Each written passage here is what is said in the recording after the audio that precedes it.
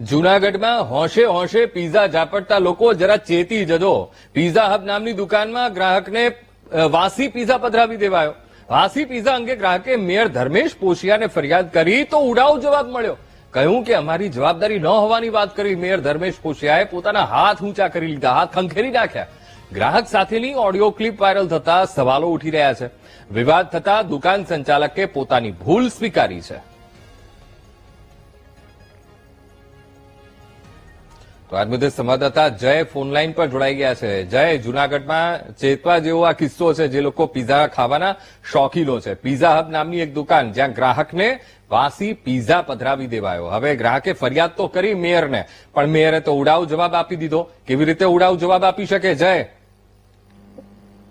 જી ચોક્કસથી ખાસ કરીને જણાવ્યું કે જૂનાગઢમાં એક વાસી ખોરાક મળતો હોવાની ઘટના સામે આવી છે। જૂનાગઢ જે મહાનગરપાલિકાનો જે ફૂડ વિભાગ છે એ ઘોર નિંદ્રામાં સૂતું હોય તેવો પણ સામે આવ્યું છે। કેમ કે ખાસ કરીને જે ઝાંઝડા રોડ પર જે પીઝા હબ નામની જે દુકાન છે તેમાં એક વાસી ખોરાક મળતો હોવાનો પીઝા જે ખરીદવા ગયેલ છે જે ગ્રાહક હતા તેને દ્વારા ફરિયાદ કરવામાં આવી હતી।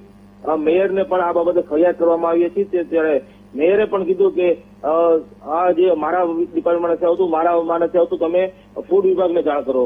તો એક જોવાનું રહ્યું કે જે ફૂડ વિભાગના નંબર ન હોય, ફૂડ વિભાગને કઈ રીતે જાણ કરવી, ત્યારે મેયરને તાત્કાલિક ફોન કરવામાં આવ્યો હતો। ત્યારે મેયરને જે બાબતની જાણ હોવા છતાં પણ ફૂડ વિભાગને જાણ કરવામાં નથી આવી।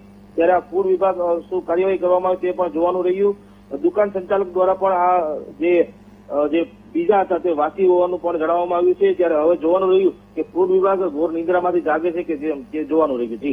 બિલકુલ જય, સમગ્ર માહિતી સાથે જોડાવા બદલ આપનો આભાર।